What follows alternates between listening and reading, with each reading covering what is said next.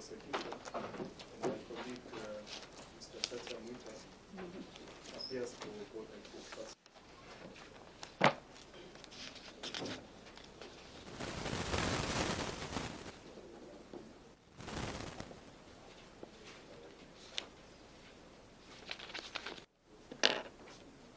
I have a judgment typed in criminal case number 835 of 2016. Initially, we had 4 accused persons. Accused number 3, Abdurrahman Idris Hassan, and Salah Mohammed, being accused number 4, were acquitted by the court on all the charges under section 210. Before court is Mohammed Abdi Ali alias Abu. That's the first and the second accused. Count number 1, all the 4 accused persons were faced with the charge of membership of a terrorist group, contrary to section 224 of Porter. Particulars being that on or before the 30th of August 2016, at the Counter-Terrorism Police Unit Headquarters in Nairobi County within the Nairobi, Republic of Kenya, they were found being members of a terrorist group, namely Islamic State of Iraq. Count number 2 relates to the 4 accused persons, which is the charge of organizing a meeting in support of a terrorist group.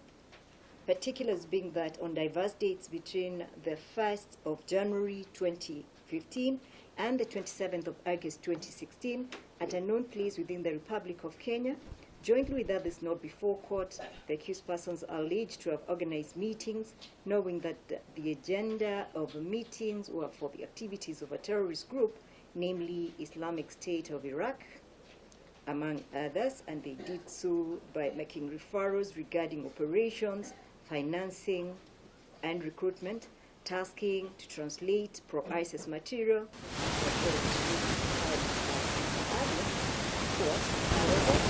Membership to a terrorist group may not be so easily determinable that use of circumstantial evidence that points to the person in such a group. Several considerations will come into play and supported by relevant evidence that will point to such a conclusion. Terrorist organization expected operate under and use covert means to put members, a person as members, and to advance their operations. It must be shown by the prosecution that the actions alleged against the accused persons show a nexus with operations associated with the outlawed group as to enable the court to reach a conclusion that to their membership.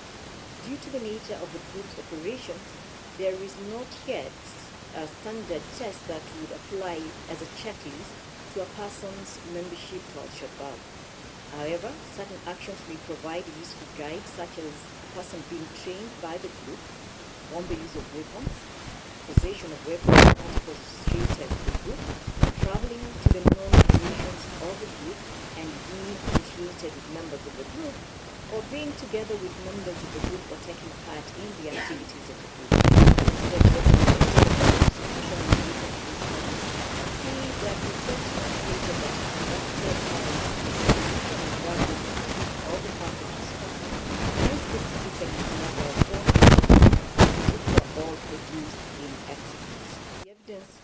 From the evidence of PW6, 7, and 11, that the gadgets belonged to and the were recovered from PW1 in conducting examination on the first one, and the first accused person laptop, discussion above, that the first accused person, the case against the first accused person has been proved to the required standards, and I find the accused person on count number 2 guilty of the charges and is convicted under section 215. I will grant the second accused person the benefit of doubt and acquit her under section 215 for lack of sufficient evidence.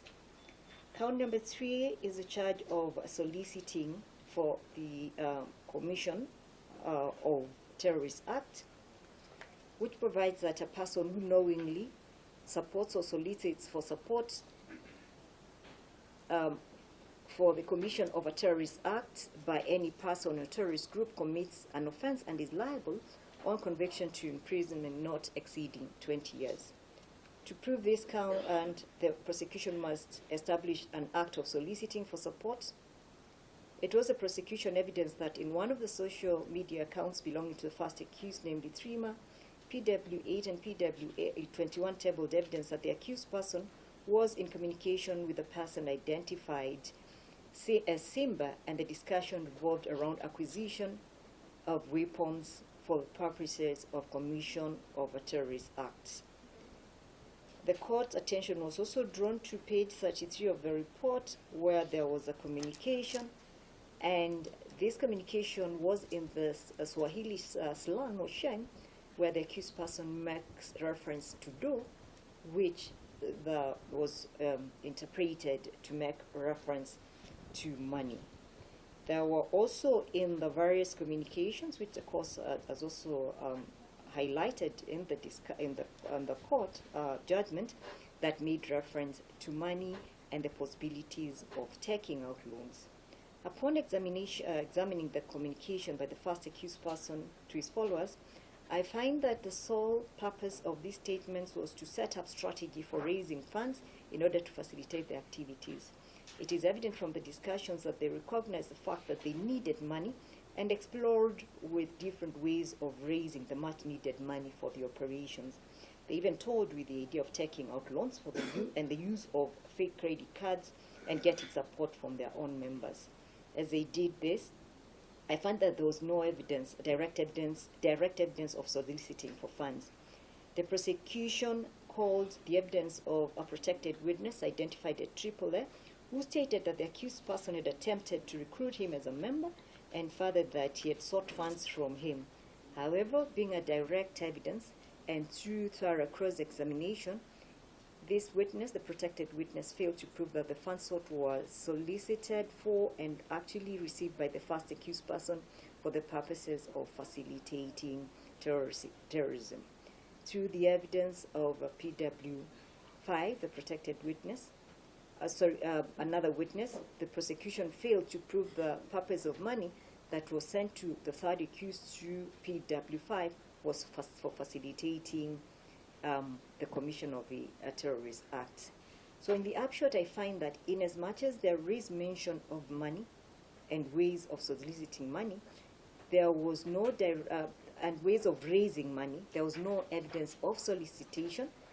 The evidence that comes out from the evidence of the prosecution is a strategy on how to solicit, on how to raise money for the operations. So I will grant the benefit of doubt and acquit on count number 3 under section 215 of the CPC. No reference was made to the second accused person and the fourth accused person as regards soliciting for funds. Count number 4, the first and the third accused persons, first with the charge of recruitment of members as members of a terrorist group, and the section that provides for these offenses that a person who knowingly recruits or facilitates a recruitment of another person, A, to be a member of a terrorist group, or B, to participate in the commission of a terrorist group, commits an offense and is liable on conviction to an imprisonment term not exceeding 30 years. The prosecution availed the witness evidence of PW4, a protected witness. She narrated how she was introduced to the first accused person by a former schoolmate identified as Mohammed Ali, who later left for Libya to offer support to terrorist group as a result of alleged influence by the first accused person. She testified that the first accused person told her beliefs and ideology of the ISIS through face-to-face in communication and through videos. The fundamental question would be what was the purpose of feeding PW4 with the ideology and beliefs on terrorism-related activities. I find that the aim of such can only be inferred to be for purposes of recruiting PW4 by convincing him that jihadism is a good cause and for worthy pursuit. I have, in my judgment, also highlighted several communications from the reports that were presented before court in support of the activities of the first accused person. The defense that submitted that the prosecution did not table evidence that any youth were ever recruited by the first accused person to ISIL or ISIS between the 2015 and 2016 as alleged. Further, that none of the alleged recruits were ever brought in as witnesses. That in reference of PW3 and PW4, they never presented themselves as ever been recruited to ISIS or ISIL, which is erroneous and deliberate misrepresentation by the prosecution in their submissions. I find that the fact that the first accused persons had discussions with the witnesses and interested them in joining the group clearly demonstrates that he was involved in the recruitment of persons for commission of terrorist activities. The prosecution did not require that the prosecution did not require to produce evidence that the accused person succeeded in the recruitment process. Whether successful or not, the process of recruitment was initiated by the accused person who targeted the witnesses, direct witnesses who were produced before court. Hence, it there follows the failure to call successful recruits to give evidence does not weaken the prosecution case. In regard to the online activities, there was conversations regarding how to get more members to facilitate the activities of the group, as evidenced by the group in membership, the growth in membership of the members that constituted the online platform, and the agenda was clear to the members. So from the evidence presented, I find that the first accused person has been, the charges against the first accused person on recruitment succeed, and I find him guilty and convict under section 215 on that count. The charge is the fifth count is that of promoting terrorist activities, and I find that this charge makes reference to a well-known terrorist, Mohammed Abdullahi Hassan, and I find that the prosecution did not provide sufficient evidence that relates to or in regard to this non-terrorist and whether he had any direct evidence or interaction with the first and the third accused person, and will acquit on that charge under section 215 of the CPC. Count number 6 is the charge of directing the commission of a terrorist act, which states that a person who, being a member of a terrorist group, directs or instructs any person to commit a terrorist act, commits an offense, and is liable on conviction to life imprisonment. Directing has its ordinary common sense meaning, and the reference to any level is designed to catch not so much minor members of a terrorist group as regional and local, as well headquarters leaders. In law, direct has been defined more narrowly than is implied and seems to embody the attributes of being able to order people and of commanding some obedience from them. Thus, direction embraces the notion of controlling influence on the activities in question. From the reading of the Section 12 of the Act, it's an offense to direct activities of any organization concerned in the commission of acts of terrorism. All directions are penalized, even lawful, and indeed desirable. I find in this count again, the prosecution made reference to Mohammed Abdullahi Hassan. The prosecution failed to show how the first and third accused person directed him to plan for the establishment of ISIS and ISIL cell in Kenya, which was to help returnees from Libya and Syria. The prosecution did not show that the accused person had the capacity to to command obedience from Mohammed Abdallah Hassan. So I find that the charge stipulates the date and the place where the alleged offense took place between the third accused and the alleged Mohammed Abdullahi, but no evidence was presented to support this charge.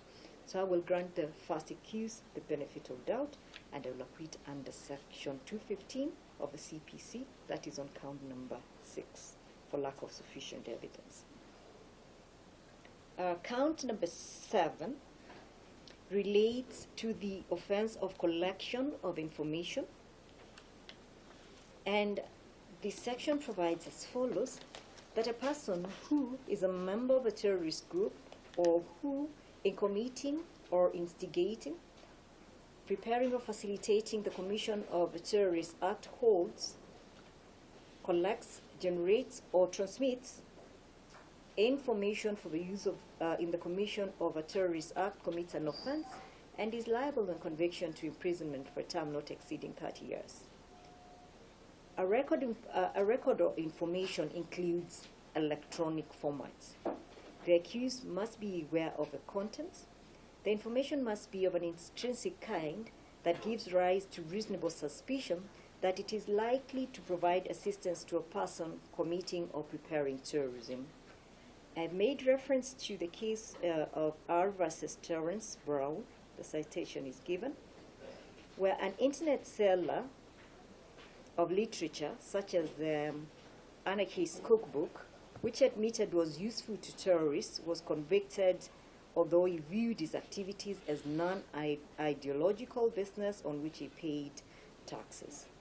I'm also guided by the finding of the judge in R versus Kuram Shahzad Iqbar, the citation is given, where the defendant had used Facebook and Twitter accounts, to post links of 848 examples of extreme contents, that is through videos and articles, on the internet, and was found with copies of Al-Qaeda magazine that's inspired on his laptop. The state must prove beyond reasonable doubt that there was knowledge as to the contents of and control over the document or record. A further element is that the accused person must be aware of the nature of the information, and measures of concealment would be good evidence of such record. To prove this count, the prosecution, having proved that the accused person on count number 1 was a member of terrorist group, it must also prove that the accused person also collected information on terrorists and transmitted the said information for use in promoting a terrorist act. I've examined the evidence of PW 8, 9, 10, and 21 who testified, and it's not in doubt from the evidence of PW 1 that first accused operated several media accounts which were forensically examined by PW 1 and produced before court. I have highlighted the ones that the court flagged out as of importance or relevance to this count. The submissions by the defense that the charge does not make reference to any gadget, I find does not render the charge sheet defective. The charge has described the form in which the information was collected in, and that was in form of videos and messages. Chief Inspector of Police Mr. Kolum went at length to explain the inconsistencies in the reports, of which were technical in nature, and his evidence was not rebutted by the defense. So I find that the prosecution has proved that the accused person collected information for promotion for use in terrorist activities, and I find this having been proved beyond reasonable doubt, the first accused person is found guilty under Section 215 of the CPC. Count number 8, the first accused person is faced with the charge of possession of articles connected to the commission of a terrorist act. Section 30 provides that a person who knowingly possesses an article, the prosecution to prove possession, they must prove that the article 1 was in the premises at the time with the accused person, or 2 was in the premises which the accused person was the occupier, or which he habitually used otherwise than a member of the public.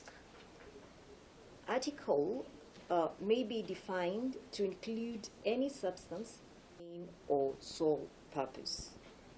And guided by the findings in the case of Republic versus Omar Atmini, where it was held that materials on a computer by a sleeper contravene section or another. From the evidence presented before court, it is not in doubt that the accused person was found in possession of the Samsung mobile phone and the Toshiba laptop, which were produced as exhibits before court, which I reiterate that admissibility has been PW 8 and 21, that the gadgets, after forensic examination, were found to contain videos, audios, and photographs that promoted terrorist acts. The prosecution has undoubtedly proved that the contents of the said articles to be that associated with terrorism groups and activities. And in my view, the sole purpose of said information was for use in investigating and preparing for the commission of terrorist activities. So I thus find the prosecution has equally proved this charge, and the accused person having found with these articles that the prosecution has established that there was a purpose that was found to be nefarious in these articles, and the accused person is convicted. The first accused person is convicted on count number 8 under section 215 of the CPC. It relates to the second accused person, which is being in possession of articles connected with the terrorist activities. I looked at the evidence that was produced by PW21, which related to the extraction of information to the second accused person. I find that the evidence was not conclusive to prove that she possessed one video, which was found on the second accused phone, which had no pictures, and other audios which were found to be in Arabic, but were not translated, or the relevance of those videos that were in Arabic. The prosecution did not approve 215 of the CPC. Count number 10 relates to the third accused person who has been acquitted or was acquitted. Those reasons, since the accused person has already been acquitted. So I find in conclusion that the first,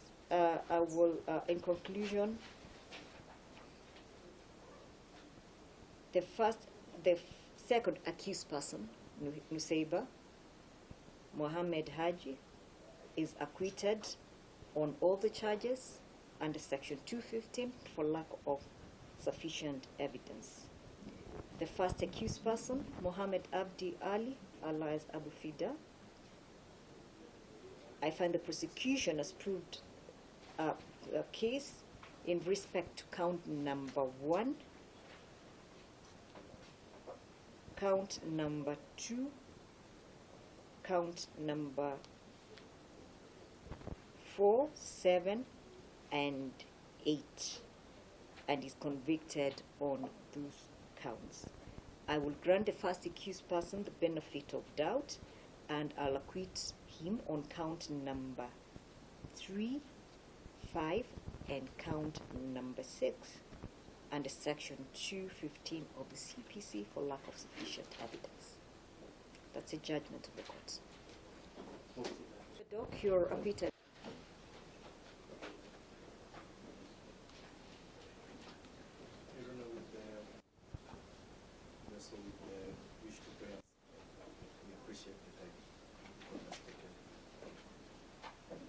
Mr. Chaja? Mr. Ondimu, you're seeking that this be prepared by the provision?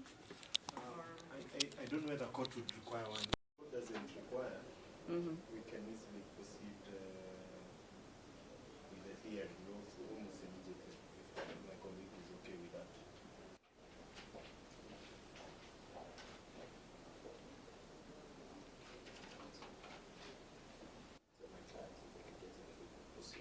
can just proceed with the sentence hearing. Okay. It's on Monday.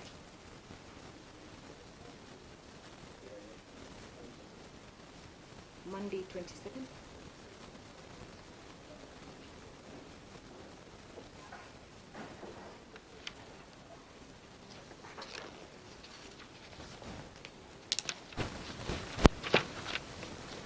How much time do you require, Mr. Ndimu? Because let us check. So we'll be coming back for the sentence hearing. Yes, Mr. Ndimu? Yeah, keep checking more.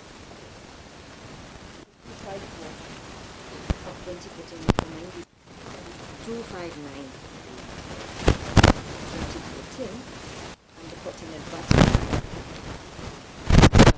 what to do with one of £1. Can I just read the tail end of ruling? I think Mr. Newwood just bring it to a space to read. However, when pronouncing myself in the ruling on no case to answer and the final judgment, inadvertently count number 3 was not addressed. It is as a result of this error on the face of the record that the third accused moved the court but this matter referred back to the trial court to pronounce itself on count number 3, and the third accused on count number 3 ID cards, and the ID cards forms are indicated, which was the property of the government of Kenya. At all whether the third accused dealt or interacted with the forms. The investigating officer faulted the Githurai station when he stated that did not keep records of the forms returned.